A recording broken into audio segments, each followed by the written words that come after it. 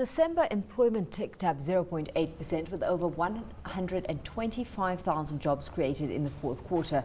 Out of the 12,000 jobs created in December alone, about 9,000 were temporary though. Joining us to discuss the trends is Loane, who's a labour analyst at Adcorp. Loane, thanks so much for joining us this afternoon. Thank you. Well, December continuing that positive momentum we saw come through for the September through to November period. So the last four months of the year really reversing the trend that was set in the first 8 months. Your reading of the data that's come through? Yeah, there's definitely been an improvement in the employment outlook, and what we're noticing is that employment is growing and accelerating through the end of the year. So even though there wasn't a very sharp rise in December, if you strip out some of the anomalies, the core growth of employment is quite strong, reflecting, I think, that the domestic economy is in better shape than we generally appreciate. Mining and manufacturing are still weak, but those are weak primarily because of external interferences in commodity prices, weakness in our major exporting partners. So the pure domestic economy is doing well. The services sector in particular is adding jobs at an extraordinary rate.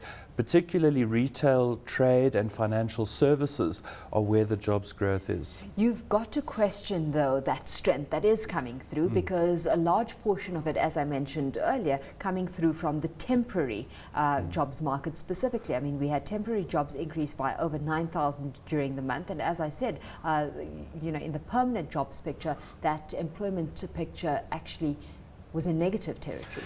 In December, 3/4 of all the jobs created were temporary, and in fact over the last 10 years all of the job creation has been of a temporary nature. I think this reflects partly a bit of caution about the local economy. Employers are not prepared to make the kind of long-term commitments they make when they give out permanent jobs. But at the same time, there is a structural change occurring in the South African economy. 10 years ago, temporary work was just 11% of the total. Today, it's over 30% of total employment. Bottom line, though, is it a good thing or a bad thing? I think it's a good thing in the sense that it means South African businesses are responding to pressures to become more competitive. They're finding innovative solutions to our very restrictive labour laws and regulations. So I think the tendency toward temporary work being of a structural variety is a good sign about how our businesses and employers in South Africa are making changes in line with structural changes in the world. To what extent, though, does that put our employment picture on very shaky ground? It does to some extent, but if you remember, the first jobs that are created always during an economic uptick are of a temporary nature.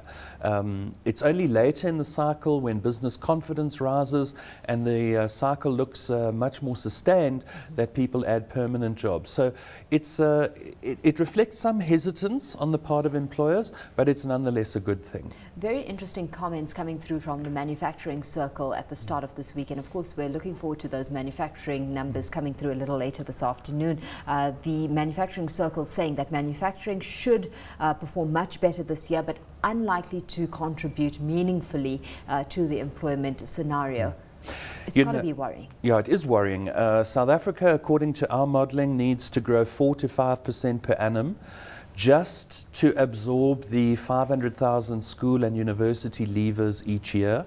And the economy needs to grow 8 or 9% per annum to start making a meaningful impact on the unemployment rate.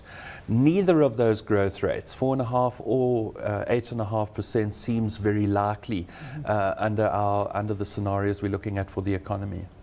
Looking forward into 2013, your outlook? I think 2013 is going to be another difficult year. We're going to see an extension, I believe, of all the labour protests and unrest that we've seen in mining and agriculture.